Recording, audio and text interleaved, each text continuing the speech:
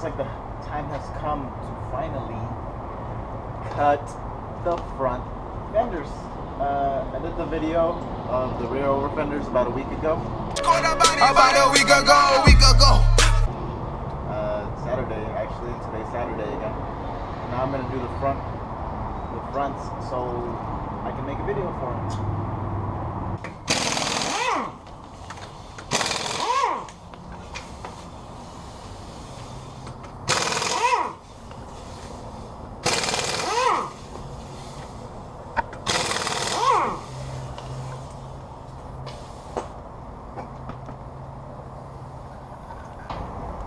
Okay, so these are the instructions that I got to basically do the front over fenders.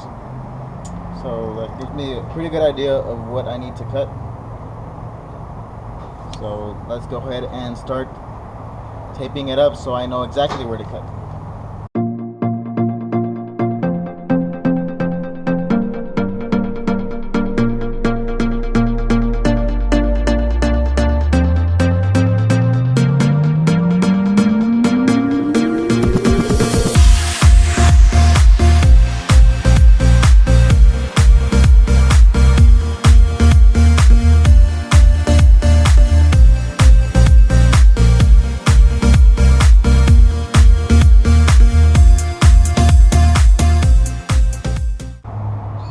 So I taped it up right here so that I can get a little bit more cut along the top, just in case I want to go a little bit lower and I don't want to be rubbing. Also, this whole part has to get chopped off. So that's basically the plan, to just chop it so we have enough clearance for the wheels that we are going to be running.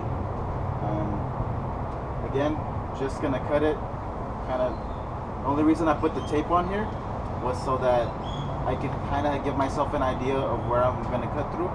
So it's basically just like an outline, so I know where to cut. Not really to protect the paint or whatever, because we're obviously damaging it pretty bad. Let's put on our safety glasses. Okay, let's go ahead and start.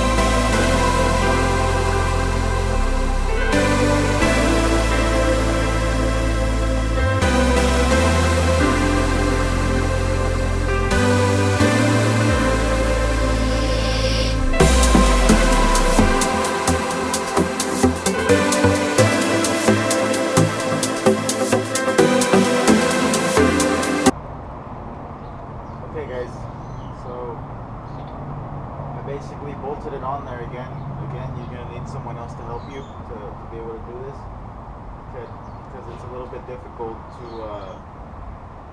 kind of position it where you want it and bolt it on there. So again, you're going to need some help. So now, as you guys can see, I left the inner fender liner on here still, so I can modify it a little bit, tweak it. For example, right here in the back, you guys can see it's covering the over fender.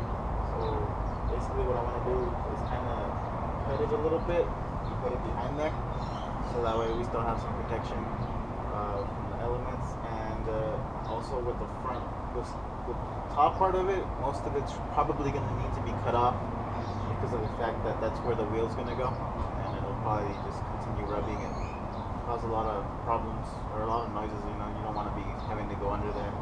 So I've seen a lot of guys that just completely remove them and don't run with the inner fender liners because of that reason. But I want to leave them in there just so, for example, it has the front cover so you don't see, so the dirt doesn't go into the engine, or you're not getting all the back of your lights wet, stuff like that. You don't want any of that water, like when it rains or dirt, going into your electrical areas. So yeah, I'm gonna go ahead and modify the inner fender liner a little bit to get it where I want it to be.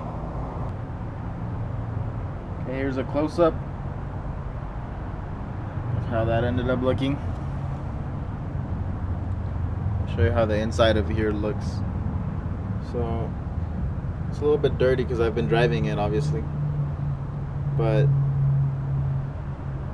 as you guys can see, I put the inner fender liner, I put it behind that, so that way it would still work well, and it's still where its original spots go, except up here is where it had to get cut. Here, let me bring it out. Had to get cut right here in this area.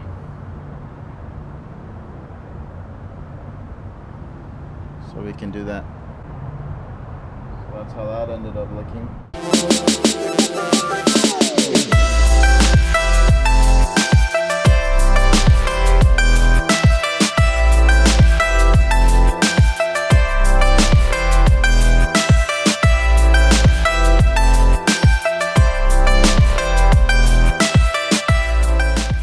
Okay, there it is, installed for the most part.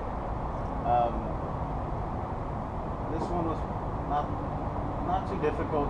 So in my first video of how I did the rear over fenders, I forgot to show you guys how I joined it up right here, because it comes with a bolt and a nut. So basically all you have to do is kind of match them up where you want them, and then just grab a drill and make a hole on the bottom one and on the top one through the inside, and you basically just bolt them together. So not too difficult. The hard part is just trying to get it directly center from each other, so where it looks flush. If not, you could always make it make the hole a little bit bigger, so that way you can kind of adjust it a little bit. When it comes to hooking it up with the bumper, it wasn't too difficult. It's pretty basic. The harder part was actually putting the actual over fender itself. This part was quite easy. I just had to cut a little bit off of the back part, because it didn't let it come forward enough, so I can line it up nice and good with the over fender. I would say the front ones and the rear ones are about the same in difficulty, because you have to do a lot more back there since you're cutting two different pieces of sheet metal, where up here you just have the fender itself, but you do have to either remove the inner fender liner or modify it like I did, so it's still useful, so it still protects let's say the back of your lighting, and it avoids dirt and water from going into your engine bay, because we do have an open spot right there. Thank you guys for watching. If you have any questions, leave them down in the comments below. I will try to help you guys out. I did this side, so now I just have to go do the other side, and the second side is always a lot faster because you already know what to do.